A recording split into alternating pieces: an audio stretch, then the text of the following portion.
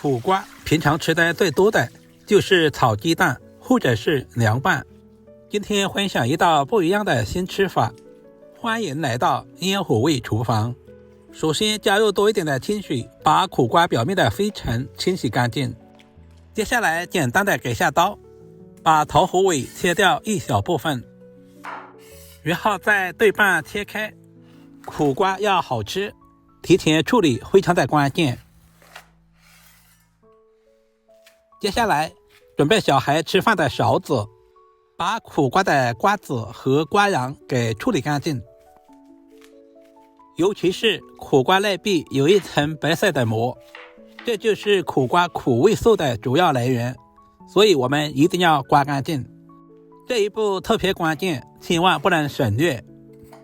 再次把苦瓜一分为二，接下来把刀放成45度角，把苦瓜切成厚薄均匀的片，我们也不需要切太薄，但是尽可能的切均匀一些，使其在后续的烹饪过程中成熟度一致。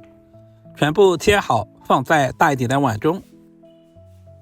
苦瓜要好吃而且没有苦味，往里面加入1大勺的白糖，稍微的腌制一下，这样可以杀出多余的水分，去除里面的苦涩味。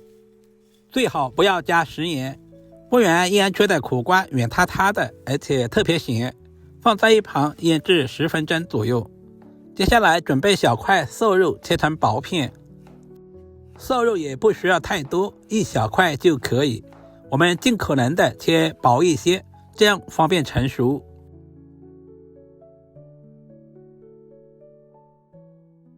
接下来简单的腌制一下，加入多一点的胡椒粉去腥增香，加入小半勺的食盐，加入玉米淀粉或者是土豆淀粉，少量的清水，下手抓拌均匀，使肉片的表面都能够裹上淀粉，这样在煮制的过程中就不容易发柴，保持肉片鲜嫩的口感。一块去皮的老姜，首先切成薄片，最后切成稍微细点的姜丝，全部切好放在小碗中。准备一个小碗，往碗中打入几个鸡蛋，鸡蛋的数量也是根据家里人口的多少来定。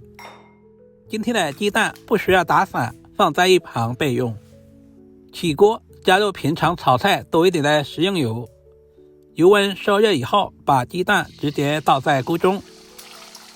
刚下锅的鸡蛋不要直接去动它，随着温度的升高，底部慢慢定型了。稍微的转动一下锅，这样不仅防止粘锅，同时还可以使鸡蛋受热更均匀。运蒸小火，大约煎至3分钟左右，使蛋黄慢慢的定型，底部完全煎出香味，我们就翻过来煎另外一面。我们要把鸡蛋的两面都煎至金黄，煎出香味。这里我们千万不能太心急。同样的方法，我们也要不停的晃动一下锅，煎制成视频中这样表面金黄，这个时候的鸡蛋看起来就特别的有食欲了。简单的给下刀，首先切成2公分左右的小长条，然后再切成2公分左右的小方块，这样切小一些，方便老人和小孩食用。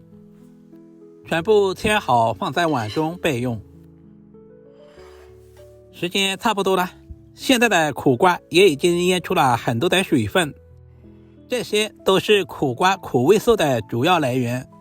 苦瓜的质地也变软了，加入清水稍微的清洗一下，去掉表面多余的白糖，这样在后续的烹饪过程中就不会太甜，这一步千万不能省略。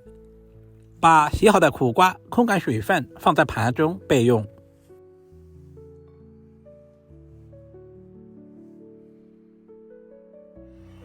另起锅，加入少许的食用油，有条件的可以加入猪油。接下来加入切好的姜丝，小火煸炒出姜丝的香味，接着把苦瓜也倒在锅中，稍微的翻炒几下，把苦瓜炒干水分，炒出香味。苦瓜富含丰富的膳食纤维，可以促进肠道蠕动，维持肠道健康。丰富的维生素 C 可以助力抗氧化，提升抵抗力。高糖人群适量的多吃些苦瓜，对身体非常有益。接下来把切好的鸡蛋也倒在锅中，加入滚烫的开水，激发出鸡蛋和苦瓜的鲜香味。这里千万不能加凉水哦，开水能够使鸡蛋和苦瓜快速的释放出鲜味，从而使冻出的汤鲜奶白。随着温度的升高，锅里面出现了少量的油沫子，准备小勺子把这些油沫子全部捞干净，这样冻出的汤看起来更清爽。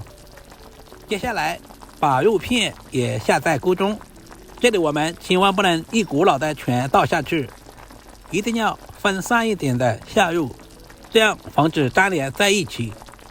亲爱的朋友们，视频都看到这里了，借您发财的小手点个赞再走呗，您的每一个点赞和留言都是我前进最大的动力，非常感谢您一直以来对阿光的支持和鼓励。